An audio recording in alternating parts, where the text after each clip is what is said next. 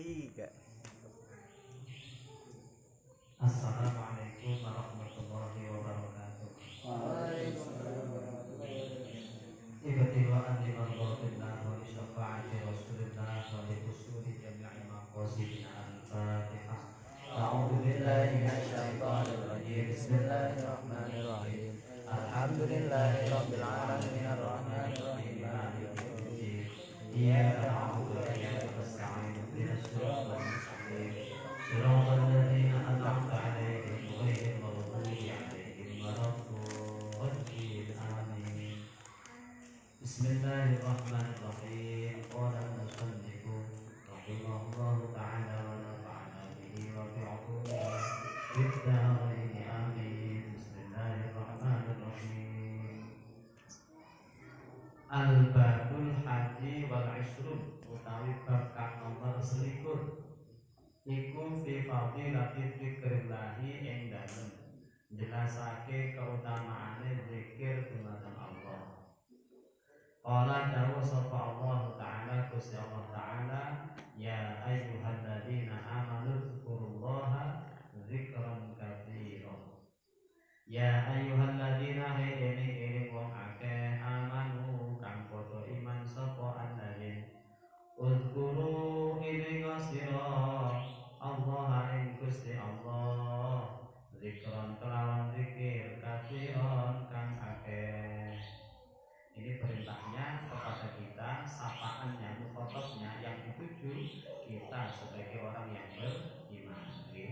Jadi kalau kita ngomong soal iman berarti termasuk dalam sapaan Allah ini, termasuk dalam panggilan Allah ini. Apa perintah yang dimandatkan kepada kita? Uzkurullah, ingatlah, zikirlah kepada Allah Subhanahu wa ta'ala. Kemudian batasan zikirnya zikran kasiro, dengan zikir yang pakai. Akeh piro ya bahasanya seakeh-akeh, saiso-isone sak kuat-kuate, sebanyak-banyaknya gitu ya. Sebanyak-banyaknya gitu. Nanti di penjelasannya mungkin akan dimunculkan riwayat-riwayat terkait dengan zikir ini. Ya, artinya di sini ditandaskan bahwa Allah perintahkan kepada kita untuk senantiasa ingat kepada Allah, zikir kepada Allah sebanyak-banyaknya. Gitu. Al-Qur'ani utai kang nomor loro wal isruna lan 20 ayat iku fi fadilati tasbih. Ing dalem jelasake keutamaan tasbih. Ora tahu sapa Abu Dzar radhiyallahu anhu. Qultu matur sapa li Rasulillah maring Gusti Rasul sallallahu alaihi wasallam. Ayyul kalami utawi endi-endine kalam iku ahabbu luweh den demeni ilallahi maring Gusti Allah azza wa jalla. Qala dawuh Kanjeng Nabi sallallahu alaihi wasallam. Utawi kalam ahabul kalam iku ma barang iku makalam istofa. Istofa kang wis milih sapa Allah Gusti Allah li malaikatihi kanggo para malaikate Allah. Napa rupane? Subhanallahi wa bihamdi subhanallahil azim. Niki fadilah tasbih nggih. Jadi Abu Dzar niku nate tangklet teng Kanjeng Nabi. Kanjeng Nabi kalimat napa sing paling den demeni kalih Gusti Allah? Jawabe yakni kalimat yang Allah pilihkan untuk malaikatnya. Napa? Subhanallahil azim subhanallahi wa bihamdi. Maka di dalam satu hadis lain disebutkan kalimatani khafifatani 'alal lisan thaqilatani fil mizan habibatani ilar rahman, yang biasa termaktub dalam lantunan kalimat tahlil lengkap itu. Ada dua kalimat yang secara lesan niku enteng, khafifatan diucapke gampang. Tetapi napa disenengi kalih Gusti Allah, habibatan ilar rahman, disenengi kalih Gusti Allah. Terus sakilatani fil mizan, nanti kelak di akhirat akan menjadi timbangan amal baik yang kuantitasnya, yang kualitasnya tergolong berat, abot, iso ngebot-ngeboti amal kebaikan kita. Rupane kalimat itu subhanallahi wa bihamdi subhanallahil azim. Kalimat tasbih niki. Al-babu salis wal ishrun utawi bab kang nomor 23 iku fi fadilati taubati jelasake masalah taubat. Qala dawuh sapa Rasulullah Gusti Rasul sallallahu alaihi wasallam. Man utawi sapane wong iku taubat sapa man qabla an tatlu'a ing dalem sadurunge yen to metu apa asyamsu srengenge matahari min maghribiha saking nggon surupe sames taba mongkon rimo taubat sapa Allah Gusti Allah alaihi ing atase man rawahu ngriwayataken ing hadis sapa Muslimun Imam Muslim. Kula panjenengan sami lek gelem taubat tansah dipun tampi dening Allah Subhanahu wa taala. Taubat niku bahasa kita niku nggih kapok, mari, gak baleni maneh. Nah gitu ya. Niku taubat nggih. Wonten sing nasuha, ada yang taubat kategori di bawahnya. Nah itu. Qala dawuh sapa Rasulullah sallallahu alaihi wasallam. Innallaha satamene Gusti Allah iku yakbalu nampa sapa Allah taubatal abdi ing taubate kawula. Taubat seorang hamba. Apa batasannya? Malam yughargir sadurunge tumeka sekarat pati utawa tekane roh marang gulu menjing. Nah gitu ya. Wis sekarat pati ngoten nggih. Sebelum datang ajal maka taubatnya masih diterima oleh Allah. Niku batasan taubatnya itu. Nggih. Rawahu hadis sapa At-Tirmidzi wa Ibnu Majah. Jadi kalau misalnya kula panjenengan sami enggak ada dosa, punya kesalahan, sepanjang jek gelem taubat, Allah senantiasa membuka pintu taubat untuk kita. Gelem nampa taubat kula panjenengan sami sepanjang taubatnya serius. Batasannya apa? Sebelum kita ketemu dengan sakaratul maut. Ngoten nggih. Lek diibaratkan roh itu sudah ada pada tenggorokan. Wis napa? Wis garek del gitu ya. Nah niku sepanjang sik gelem taubat. Maka di dalam kerangka pemikiran ini tidak jarang nuwun sewu orang yang ketika hidup barangkali punya kesalahan-kesalahan yang banyak. Tetapi sampai ujung hayatnya kemudian Allah memberikan rahmatnya kesempatan taubat kepada yang bersangkutan sehingga dosanya dilebur oleh Allah lewat taubatan nasuhanya tadi. Nah gitu. Maka di dalam batasan ini pula kita tidak boleh kata Mbah ya kemarin ojo dumeh gitu ya. Di dalam hadis yang keberapa itu ojo dumeh. Apa ojo dumeh itu? Peh ngapunten kita jadi ya gampangannya wong apik terus dumeh nganggep wong liya Allah mboten bareng. Kenapa? Kita belum tahu ujung dari kehidupan kita gitu ya. Ya kita berharap muga-muga amal kehidupan kita sae sok dipungkasi juga kanthi husnul khotimah. Lah kita ndak tahu orang lain. Mbok-mbok enak wong sing nuwun sewu amale mboten patek sae tapi di ujung hayatnya di ujung kehidupannya dia mendapatkan hidayah oleh pangapuran Gusti Allah karena taubatnya taubatan nasuha. Niku taubat. Di dalam satu hadis Gusti Allah niku dewemen nampa taubate kawula. Digambarkan niku kados kula panjenengan sami duwe barang sing ilang digoleki gak temu-temu mara-mara jedul ketemu. Seneng itu. Seneng. Nah, kados ngoten niku. Ngoten. Jadi enten hadis barang siapa yang bertaubat atas dosanya kaman la dzambalah seolah-olah diumpamakan seperti orang yang tidak punya dosa. Niku fadilah taubat niku, fadilah taubat niku. Al-babur rabi' wal ishrun utawi bab kang nomor 24 iku fi fadilatil faqri ing dalem fadilahe fakir. Ing dalem fadilahe fakir. Fakir enek fadilahe nggih. Nggih. Enten fadilahe niku. Kala dawuh sapa Rasulullah sallallahu alaihi wasallam. ahabul a'mali utawi luweh den demen-demenane amal yang paling dicintai ilallahi mungguhe Gusti Allah iku man wong at'ama kang paring mangan sapa man miskinan ing wong kang miskin min ju'in krana luwe au dafa'u tawa nolak sapa man anhu saking miskin maghraman ing nggon utang au kasafa buka sapa man anhu saking man kurbatan ing kesusahan rawahu ing hadis sapa at-Tabrani Imam Tabrani. Amal apa yang paling dicintai Allah? Nabi ngendikaaken it'amu miskin, memberi makan kepada orang miskin. Siapa? Man laisa lahu ta'amun wa huwa ja'i'un. Orang yang tidak punya sumber kehidupan, tidak punya sumber makanan dan dia dalam kondisi lapar. Niku memperoleh satu amal yang dicintai oleh Allah Subhanahu wa taala.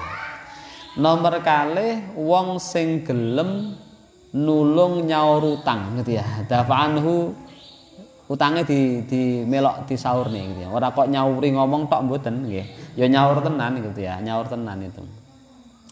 Au kasafa anhu kurbatan atau berupaya untuk mencarikan solusi atas kesulitan yang dihadapi. Intinya bahwa salah satu amal terbaik yang Allah cintai kula panjenengan sami punya kepekaan sosial, punya simpati, punya empati kepada sesama manusia. Nah, puasa itu mengajarkan itu salah satu dimensinya, nggih. Itu salah satu dimensinya, ngoten. Niku fikir niku. Ngendikane Gus Ba niku dalam satu majelisnya itu orang fikir itu kalau amal itu bisa jadi ngamal nggih, ngamal duit itu bisa jadi nilainya sangat tinggi. Meskipun secara kuantitas, secara nominal dia kalah jauh dengan orang yang kaya. Kenapa? Karena kalau orang kaya memberikan satu sumbangsih itu belum menyentuh sisi hajat yang paling mendasar. Ibarat harta itu duit cilik gitu ya. Tapi kalau orang miskin memberikan 1.000, 5.000, jangan-jangan itu merupakan bagian dari pokok dapurnya gitu loh ya. Duit ming 10.000 diamalke 5.000, berarti 50% dari hartanya. Wong sugih duit 1 miliar ngamal 1 juta, hanya sekian persen dari hartanya tadi. Secara nominal banyak yang 1 juta, tetapi secara makna itu banyak yang 5.000 karena pembandingnya hanya 10 dibanding 1 miliar. Nah gitu. Sing apik pripun? Sing apik sugih ngamale akeh gitu ya gitu. Terus ikhlas gitu ya gitu. Nah ini kalau sisi idealnya kan begitu. Maka sebenarnya begini, kondisi kita itu mau kaya mau miskin, kalau kita pintar mensikapi itu sesungguhnya tetap akan mendapatkan anugerah Allah. Sugih iso ngamal lewat bondone, iso dadi amal jariyah kan gitu ya. Miskin sabar nrimo sak kuat-kuate melu-melu ngamal mbuh pira gedene itu juga mendapatkan kemuliaan dari Allah Subhanahu wa taala. Sing gak pas niku lek sugih rumangsa kurang, lek miskin gersula gak entek-entek gitu ya. Kurang, nah itu yang gak pas itu. Dicukup-cukup nih. Al-babul khamis wal 'ashrun utawi bab kang nomor 20 iku fi fadilatin nikah ing dalem utamane nikah. Nah, niki bab sing paling nyenggol lah niki nggih. An Ibnu Umar, saking Ibnu Umar lek Taufik ya urung lah gitu. Taufik. Mas Mustafa, Mas Jalal iki wis greng niki. Nggih. Niki.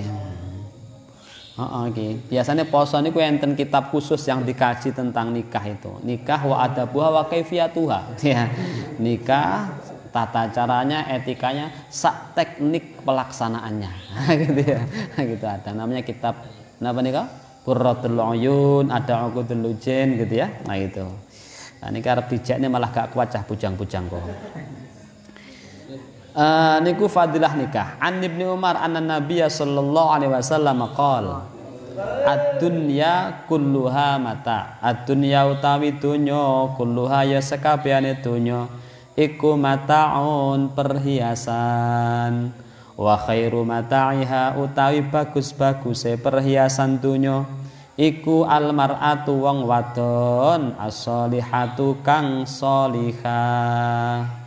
Rawahu ing hadis sapa Ahmad Imam Ahmad wa Muslim lan Imam Muslim wa Nasa'i wa Ibnu Hibban wa Ibnu Majah. Landasan pertamanya dunya niku kabeh terhitung sebagai mata. Mata niku perhiasan. Dan sebaik-baik perhiasan adalah almar'atus solihah, wanita yang baik gitu ya. Nah, solihah yang seperti apa gitu? Maka di dalam hadis lain misalnya solihah itu idza nadartaha saratka, ketika engkau memandangnya bojone lho pisan nggih. Untuk swedok garwane jenengan niku kok solihah kategorinya. Apa cirinya? Pertama, lek disawang niku nyenengke. Nah gitu. Disawang gak garekne mules gitu ya. Kan enten bojo disawang malah munek-munek gitu ya. Gitu. Itu solihahnya kurang gitu ya. Nggih. Nah, jadi orientasinya seperti itu. Solihah itu pertama idza nadarta saratka, disawang itu nyenengke. Terus idza ta'atha ajabatka. Kalau diundang, diceluk niku age-age nekani apa yang menjadi panggilan kita. Nah gitu. Maknanya luas tuh nanti gitu ya. Wa idza ghibta anha hafizatka fi malika wa baitiha. Kalau ditinggal pergi bisa menjaga rumah, bisa menjaga kehormatan, bisa menjaga harga benda. Gak gampang nonggo, gak gampang ngampirne tonggo gitu ya. Kan itu solihah. Maka kategori solihah itu oleh Rasul dalam hadis ini ketika melekat pada diri seorang perempuan dikatakan sebagai khairul mata, perhiasan terbaik, kan gitu nggih, perhiasan terbaik. Nah ngoten ya, lek sing bujang-bujang ya goleke ngono kuwi. Sing wis kadung ya diopeni ae wong kadung. Gitu. Nggih, dianggap salehah lah yen pun nggih, dianggap salehah ngoten mawon. Soale nggih enten napa cerita enek ulama besar punya istri itu cara bahasa kita tidak ideal gitu ya. Cerewet sak kecamatan nomor 1 gitu. Pol gitu. Tapi Mbah Yai ini sabar gitu ya. Justru dengan itu kemudian Allah berkenan mengangkat derajat si ulama tadi karena berkah cerewete bojone ya gitu. Sabar tapi nggih, sabar. Maka ada cerita mbah fiktif mbah Hurani kok enten 2 orang sahabat pengen ketemu sahabatnya, berkunjung lama enggak ketemu. Nyampe di depan rumah itu pintu tertutup. Takok, "Assalamualaikum. Kang Din wonten?" Misalnya gitu ya, "Kang Din wonten." Dari dalam rumah itu jawabannya tidak enak. Wis kalimatnya itu wis ketus wong wedok suarane niku. Ora enek tapi ditambahi bumbu akeh, emperane kathah itu. Lah sing lanang tamu niku wau batin ning omah. Wah, Kang Din bojone nomor 1 saja iki. Gitu ya. Sak kecamatan niku wau. Tidak berapa lama Kang Din pulang dari hutan, waktu itu masih hutan. Kemudian dia bawa kayu bakar itu ternyata yang bawakan yang sing mondongke itu bukan sembarang hewan, tapi macan. Nggih, macan. Ampun Kang Din sampean Kang Din. Ingon-ingone macan nggih. Macan kon dikongkon gawene kayu gelem itu. Nah, singkat cerita mereka ngobrol dan lain-lain pulang. Kemudian beberapa lama kemudian berselang lama si sahabat ini berkunjung kembali. Ternyata perempuan istri pertamanya tadi itu sudah meninggal dunia. Saat bertamu, rumah yang sama dengan kondisi yang sama itu terjadi, tetapi dengan suasana yang berbeda.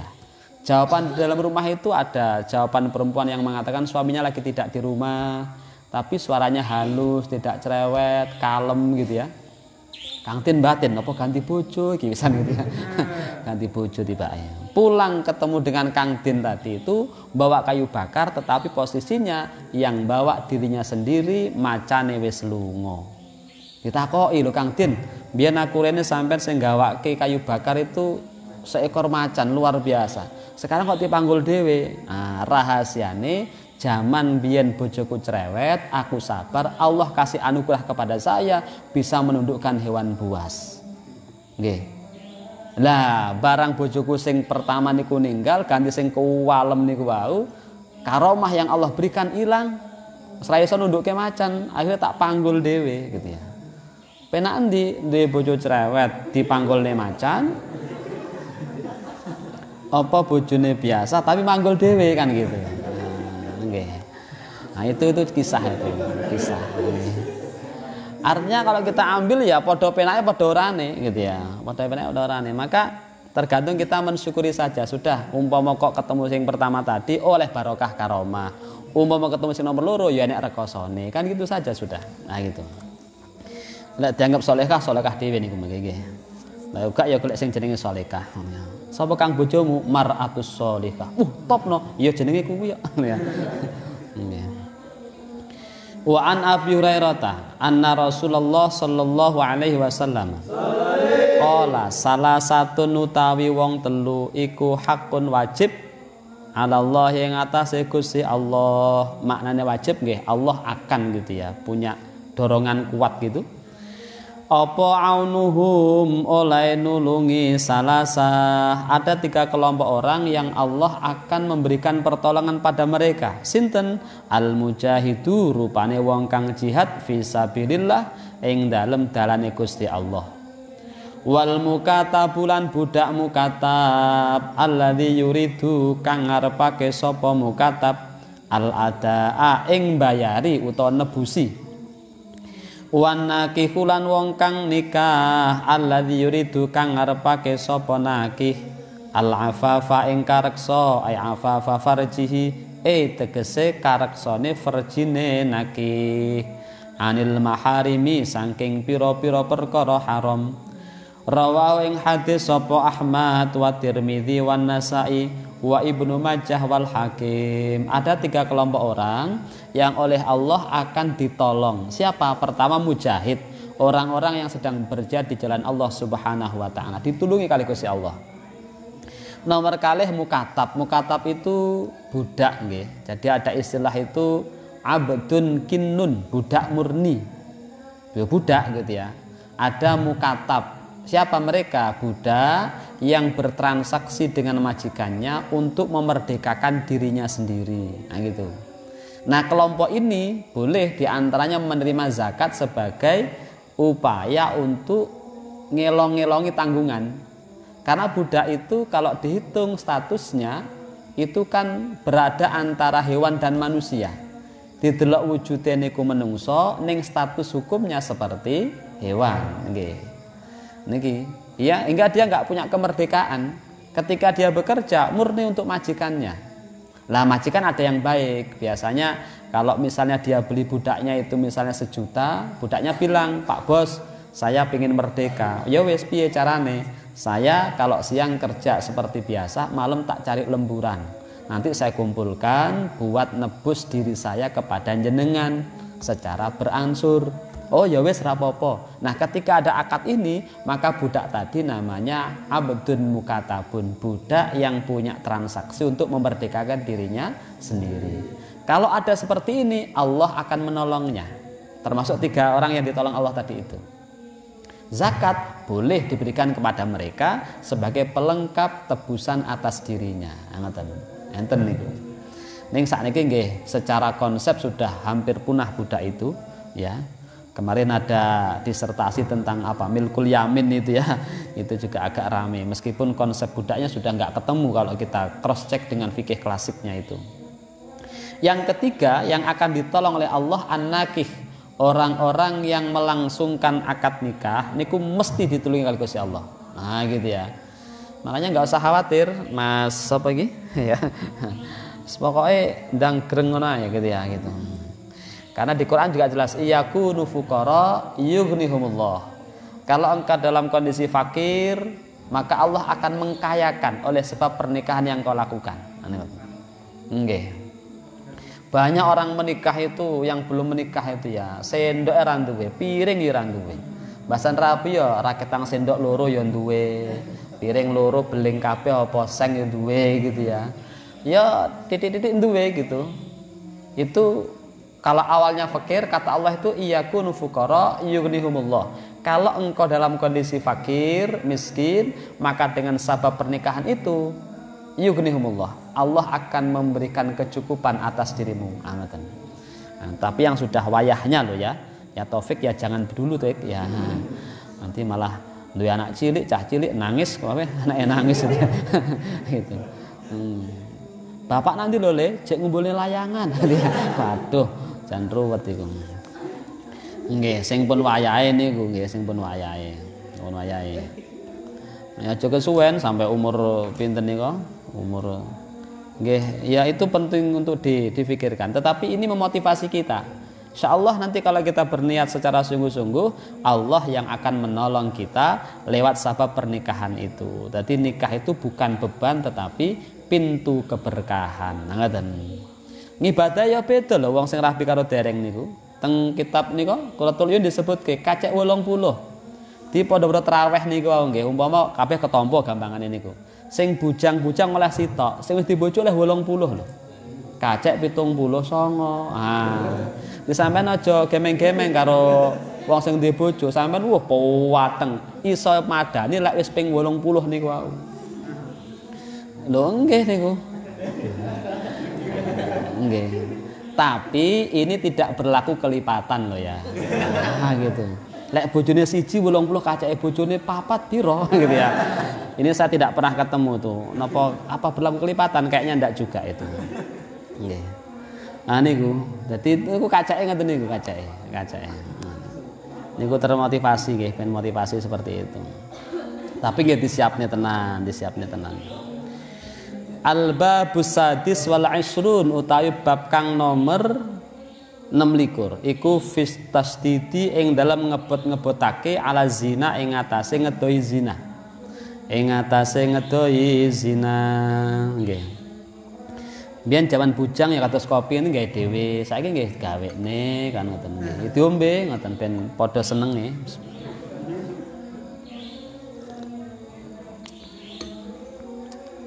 Niki sami nggih kopi kali niki nggih, sami nggih.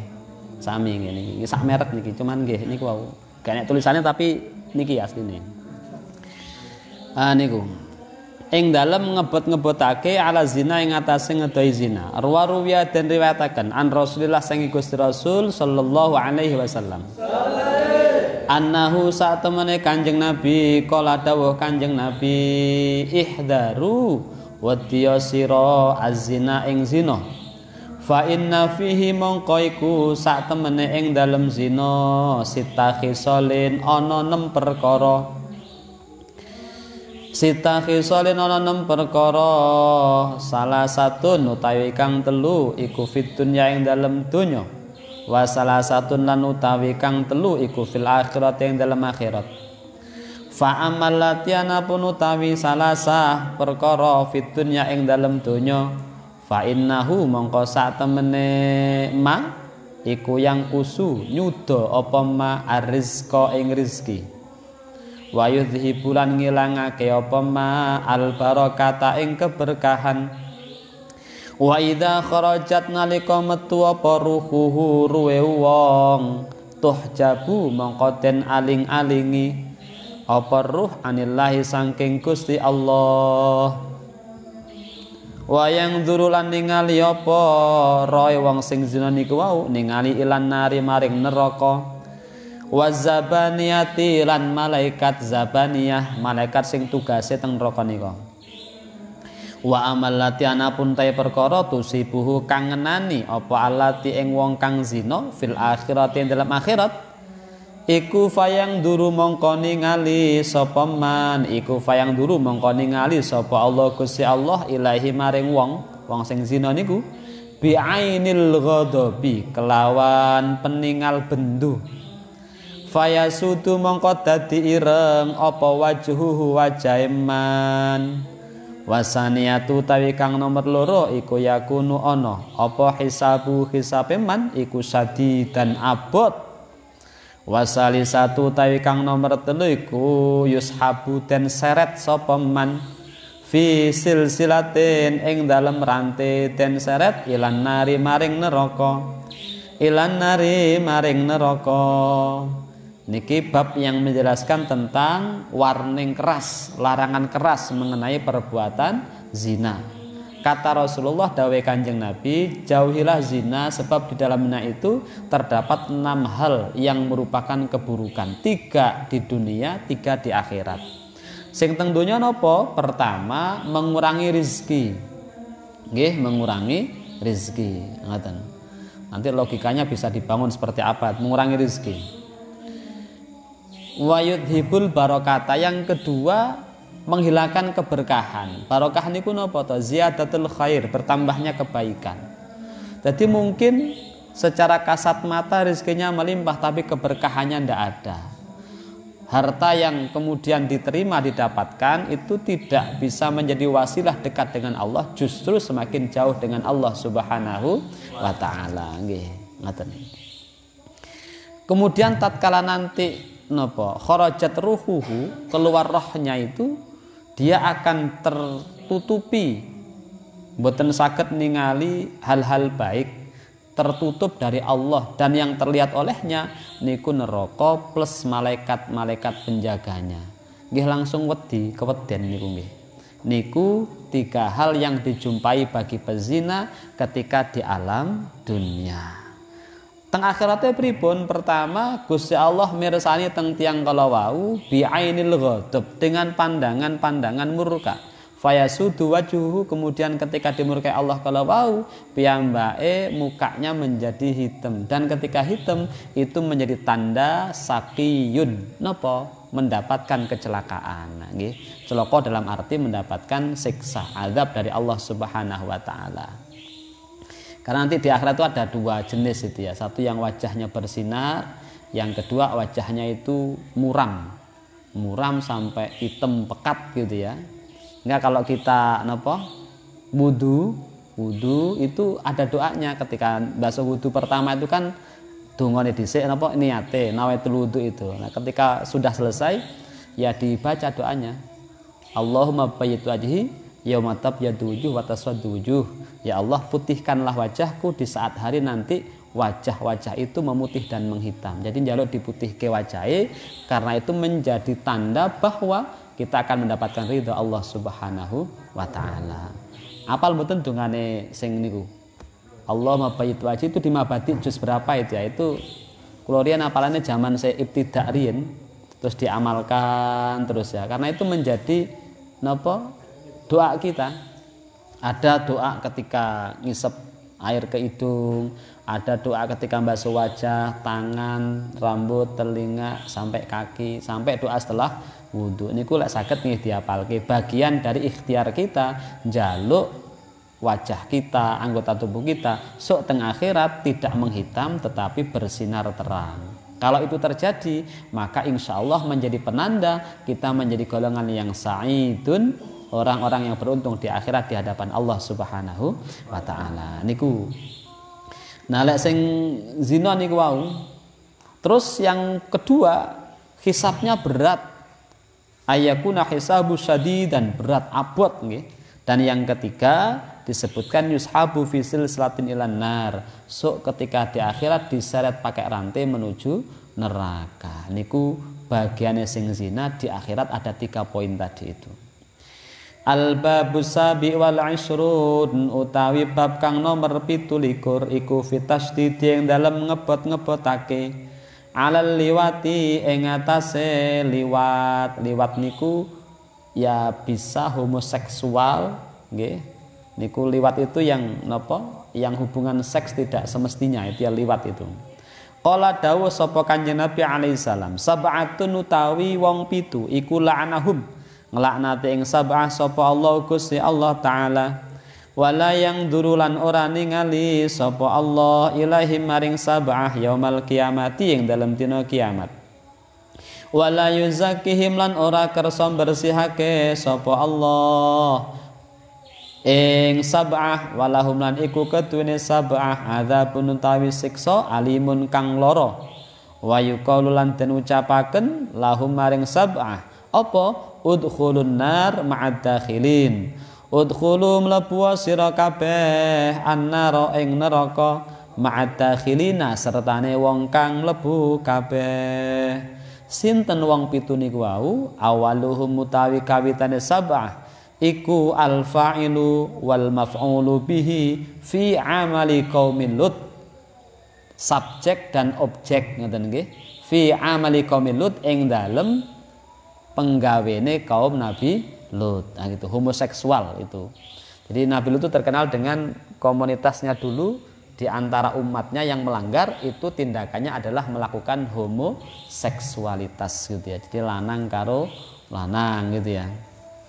Nah, itu kan kadang kita juga agak miris, ada tren misalnya kelompok gay yang menyuarakan aspirasi dan HAM bahwa itu minta diakui sebagai bagian dari pola, kalau bahasanya ya bahasa pola pernikahan lah gitu ya, maksudnya nggak pas dengan pakai istilah itu, minta diakui karena ada satu konsep bahwa kecenderungan orang beda, ada yang senang dengan lawan jenis, ada yang senang dengan sesama jenis. Menurut mereka itu sama-sama harus diakui, konsekuensinya minta legalitas pernikahan sesama jenis. Nah gitu. Di beberapa negara itu sudah melegalkan, meskipun tidak banyak, tapi ada beberapa negara yang melegalkan. Jadi sitok ya macak wedok, sitok macak lanang, padahal ditelok podo lanangi gitu ya. Ya enggak tahu itu ada tren. Dan dulu saya sering baca buku-buku tentang itu. Ada satu judul buku namanya penulisnya dosen di Surabaya itu ya. Ketua G Asia Tenggara waktu itu. Nah, itu inisialnya D namanya itu. Itu menyuarakan yang bisu apa judulnya itu. Ya intinya ke situ bahwa kecenderungan itu minta dihormati, minta dihargai, minta disetarakan. Sehingga ada usulan untuk melegalkan perkawinan sesama jenis tadi itu.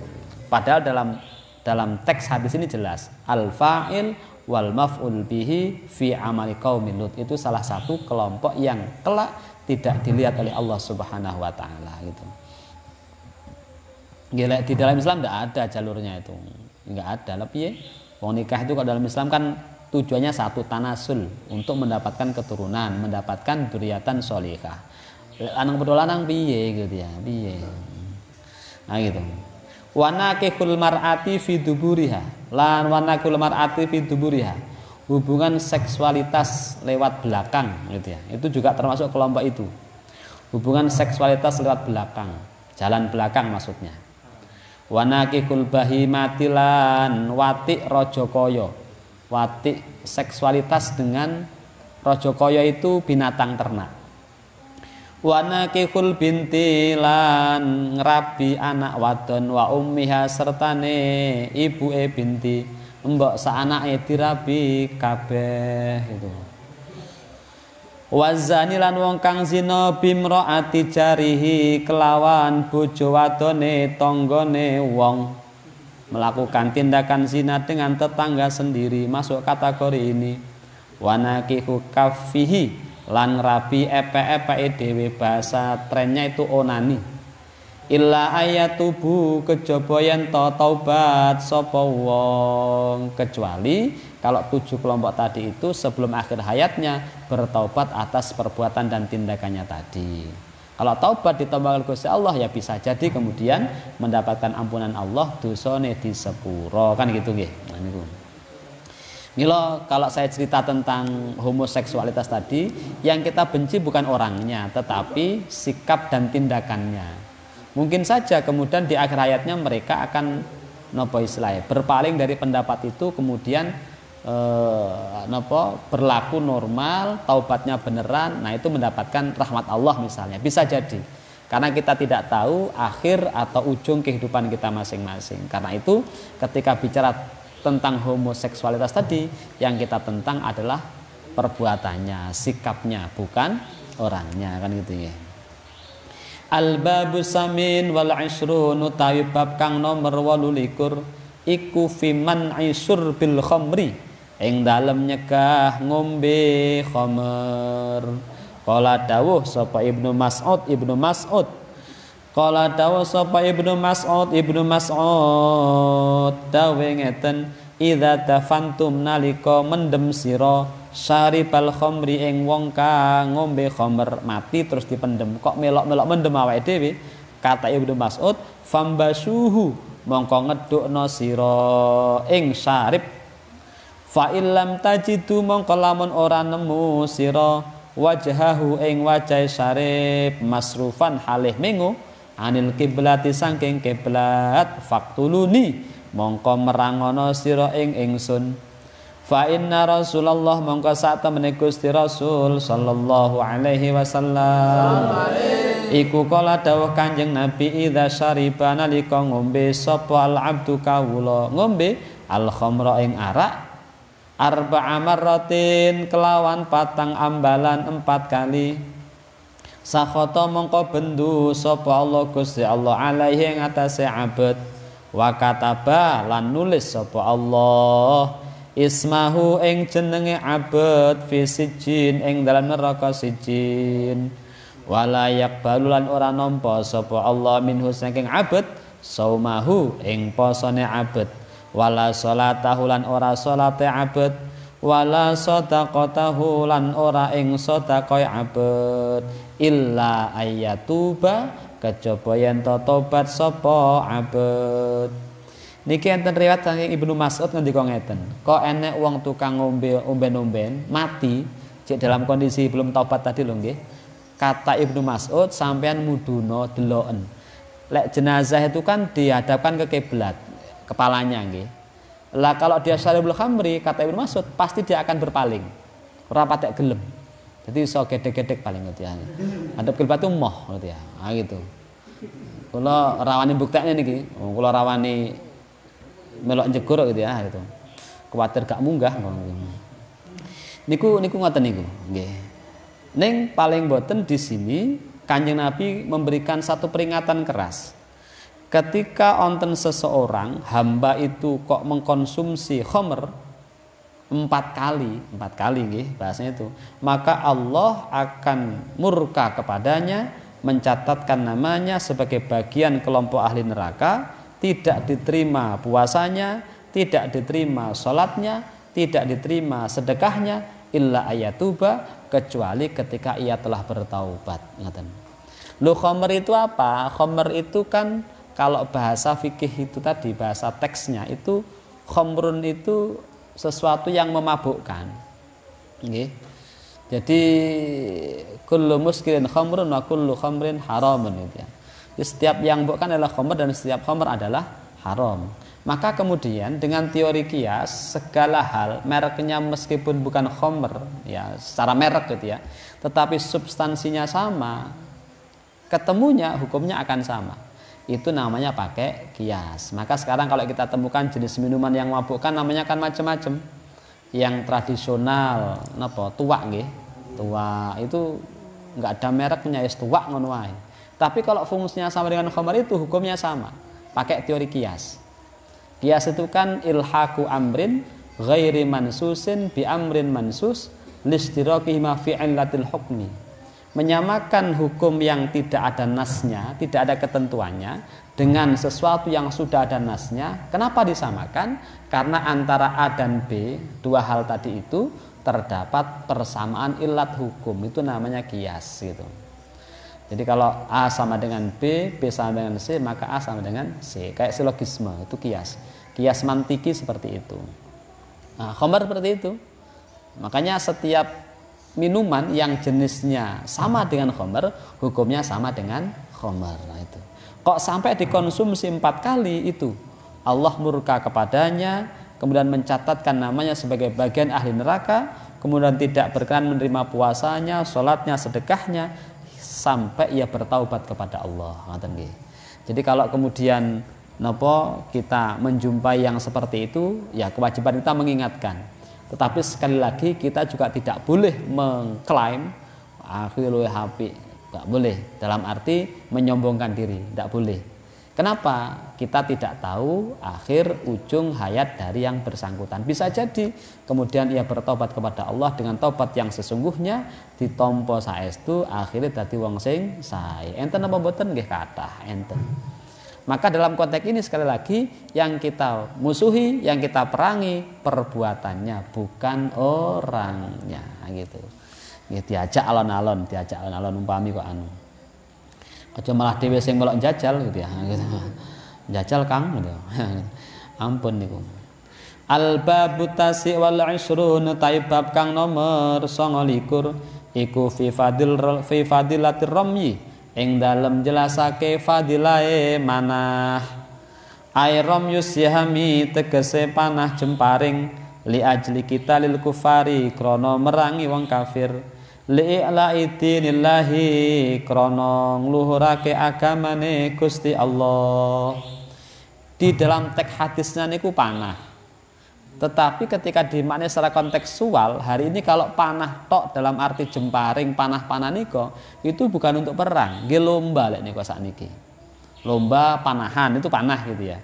Perang udah nggak pakai itu lagi. Pakai nopo ya? Bedil, tembak, meriam sampai sekarang yang disebut dengan perang asimetris itu ya. Maka pemaknaan kontekstualnya harus ke sana. Hingga kalau kita belajar untuk konteks siham atau panah itu tadi, maka segala yang berkaitan untuk menjadi bagian dalam rangka membela agama Allah masuk dalam kategori makna siham tadi ya gitu. Maka disampaikan bahaya kemarin misalnya santri harus ada yang mendalami ilmu tentang virus, karena hari ini salah satu media untuk perang itu adalah perang virus dan vaksin nah gitu ya. Maka ketika kita kemudian sungguh-sungguh mendalami ilmu itu, niatnya li'ila'idinillah ya oleh ganjaran.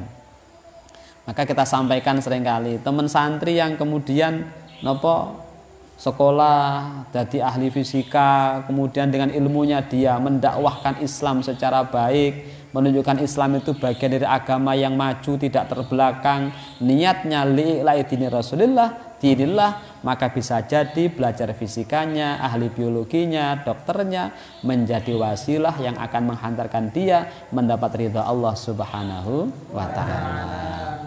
Santri yo gak usah dadi kiai kabeh, engko saingannya tambah akeh gitu ya. Ya, artinya guyonannya begitu. Jadi apa ya monggo profesinya.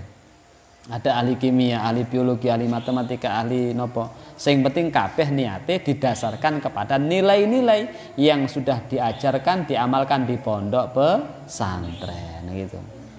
Ya, kita seneng kalau ada santri kemudian nanti kuliahnya jadi nopo? Ahli nopo biologi, ahli ilmu tanah, ahli geografi, yang itu manfaatnya luar biasa. Yang penting nih wau, nilai-nilai amaliyah kepesantrenan yang sudah kita jalankan selama ini tetap menjadi pondasi amaliyah kula panjenengan sami. Insya Allah manfaatnya dan keberkahannya semakin luas dan merata. Krono cakupan kajiannya tidak sebatas apa yang disebut sebagai ilmu agama, tetapi meluas kepada dimensi lain. Ngoten nggih. Oh, nanti ada yang jadi pilot, santri minah jutulak jadi pilot gitu ya. Oh. Aja pilotnya gerobak, pilot pesawat loh ya gitu ya. Nggih. Reoni 10 tahun, 20 tahun jadi pilot gitu ya. Alhamdulillah kita di Mberasan ada yang jadi ahli perkapalan, di TS itu alumni Mberasan gitu ya. Ada yang jadi ahli hukum internasional di Jember sana, itu alumni Mberasan gitu ya. Kita senang, manfaatnya lebih meluas, lebih meluas. Tentu yang jadi kiai juga ada, yang berjuang di daerah-daerah ngumpul ya, macam-macam. Maka sikap kita, apapun yang Allah anugerahkan kepada kita, insya Allah itu menjadi wasilah kita mengabdikan diri kepada Allah Subhanahu wa Ta'ala. Al-babu salasuna utai bab kang nomor 30 iku fi fadilati birrul walidain. Ing dalam fadilahe birrul walidain, bekti marang wong tuwa. Qala dawuh sapa Kanjeng Nabi sallallahu alaihi wasallam, laisa ora ana iku baina akin antarane wong kang durhaka walidayhi ing wong tuane, wong tua lorone wong akin niku wau. Wa baina iblis lan antarane iblis finari ing dalam neraka. Apa illa tabaqatun kejaba tingkatan wahidatun kang siji. Fahuwa mongko tayu wong-wong sing durhaka niku wau iku jaru iblisa, tanggane iblis finari ing dalem neraka. Walaisa lan ora ana iku baina barin antarane wong kang bekti walidayhi ing wong tua lorone barin wa bainal anbiya lan antarane para nabi fil jannati ing dalem swarga apa illa darajatun kejaba derajat wahidatun kang siji. Fahuwa mongko tawi barin iku jarul anbiya'i dadi tanggane para nabi fil jannati ing dalem swarga. Niki enten cerita napa niku tentang birrul walidain nggih. Riwayat tentang birrul walidain. Nabi ngendikaaken tidaklah berjarak antara orang yang durhaka kepada orang tua dengan iblis, tempatnya kelak di neraka itu satu level, satu tingkatan. Orang yang durhaka tidak berbakti kepada kedua orang tuanya. Sebaliknya, mereka-mereka yang barun liwalidayhi, berbakti kepada kedua orang tuanya, akan berada pada level yang sama dengan para anbiya. Mereka menjadi tetangga para nabi. Maka tugas kula panjenengan sami bagaimana menjadi anak yang berbakti kepada kedua orang tua. Al-babul hadi utawi bab kang nomor 1 wasalasuna lan 30 iku fi fadilati tarbiyatil auladi ing dalem fadilah didik para putra, didik anak. Qala dawuh sapa Kanjeng Nabi sallallahu alaihi wasallam, man utawi sapane wong iku razaqahu paring rezeki ing man sapa Allah Gusti Allah waladan ing anak, walam yu'allimhu lan ora mulang sapa man ing walad Al-Qur'ana ing Qur'an, illa kana kejaba ana apa kullu dzambin saben-saben dosa ya'maluhu kang lakoni ing dzambin sapa al-waladu anak iku ala abihi tumiba ing atase bapake walad. Wa yaumal qiyamati lan ing dalam dina kiamat yuhasabu dan hisab sapa alwaladu anak abahu ing bapake walad nyapa ala tarkihi ing atase oleh ninggal abahu ta'limal qur'ani ing mulangke Al-Qur'an. Wa yaqdilan natrapi sapa Allah Gusti Allah lahu maring walad alaihi ing atase abahu niku ngendika Kanjeng Nabi, barang siapa yang dikasih rezeki memiliki anak, memiliki putra, terus gak diulangke Al-Qur'an. Bahasa Al-Qur'an itu di dalam riwayat lain misalnya ayu alimahul kitab, mengajarkan Alkitab, aidinun tegese agama, mengajarkan ibadah, mengajarkan agama, mengajarkan Quran. Maka ketika ada anak yang tidak pernah diulang ngaji kalih tiyang sepahe, tidak pernah diajar ngaji oleh orang tuanya, terus dhek gak iso nglakoni, salat nggih mboten, poso nggih mboten, dosa-dosa yang dia lakukan niku lek bahasa hadis ini ala abihi, bapake melok oleh bagian. Sing nglakoni dosa anake, bapake oleh bagian. Kenapa? Karena keteledoran orang tua gak ngulang anake babakan agama, ngoten nggih. Lho Quran kan ada yang mengatakan di Quran itu wala tazru wazratu wizra ukhra. Orang itu tidak nanggung dosa kesalahan orang lain. Lho kok iso bapak kemudian terkena dampak dari dosanya si anak? Ini masalahnya bukan dosa berdampak langsung, tetapi dosa itu terjadi akibat si bapak lalai gak mulang anake. Itulah tanggung jawab yang mesti dipikul wong tua.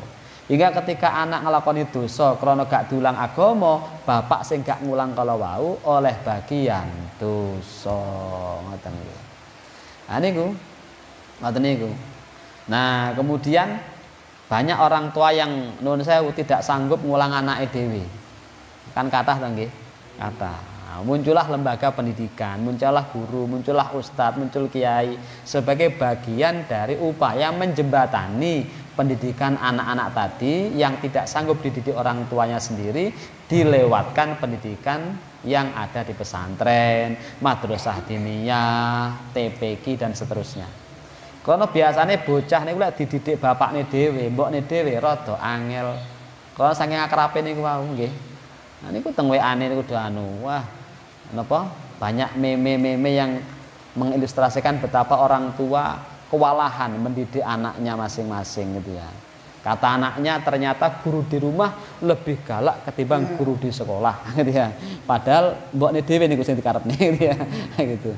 Mbak iya sambat gitu ya. Seminggu ning omah ra karo-karuan. Mending megawe anak di sekolahke timbang ngopeni anake dhewe kon ngulang sitok-sitok ngoten nggih. Nah niku. Nah, ternyata guru itu punya dampak yang bagus gitu nggih. Ada orang bertanya, "Loh, kula mulang anak kula mawon sitok teng omah kewalahan." Bayangkan guru pegang satu kelas jumlahnya 20 sampai 30 anak dengan beragam latar belakang tapi tidak kewalahan. Itulah fadilah Allah yang diberikan kepada guru, dan pada saat yang sama anak-anak itu ternyata luweh marem, luweh seneng, luweh meneng lek diulang gurune timbang wong tuwane. Nggih napa nggih? Nggih niku. Sing duwe anak krasa niku nggih. Wis diongkongon rene mlayu rono, kono mlayu rene gitu ya. Nah, gitu. Jadi itu fadilahnya begitu. Maka kerjasama antara orang tua, lembaga pendidikan itu sangat penting. Karena sama tujuannya agar anak itu yu'allimul kitab, yu'allamu bil Quran, diulang Quran. Hingga pada saatnya nanti mereka pinter jadi anak berguna, wong tua oleh kebagian ganjaran. Ora malah kebagian dosa. Kan ngoten nggih. Enek bocah pateng ngaji, pateng poso, sampai alhamdulillah hafid Quran. Wong tua oleh bagian niku. Senajan sing mulang senes wong tuane. Wong tuane ning omah sing mulang gurune, ustate, kiyaine, tapi wong tua oleh ganjaran. Kenapa? Karena sudah ikhtiar tarbiyatul aulad lewat wasilah guru, kiai dan ustad. Oleh niku. Seneng niku nggih, ngoten niku. Nggih. Mane kula duwe anak semene dipondokne ngoten nggih. Dulang dhewe ya angel. Wong dulang kula seneni kalih diseneni Pak Hadi manut Pak Hadi nggih.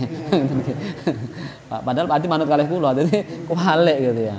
Ada Pak Hadi langsung ngene kabeh gitu ya. Ngoten lek diseneni wong tuane malah guyang-guyu. Paling ngelendetan ngejak ning Indomaret malah gitu ya. Gitu. Nggih niku. Nah niku fadilah barokah enten tarbiyatul aulad lewat pendidikan seperti ini ngoten. Maka polanya kerjasama, simbiosis mutualisme, saling menguntungkan.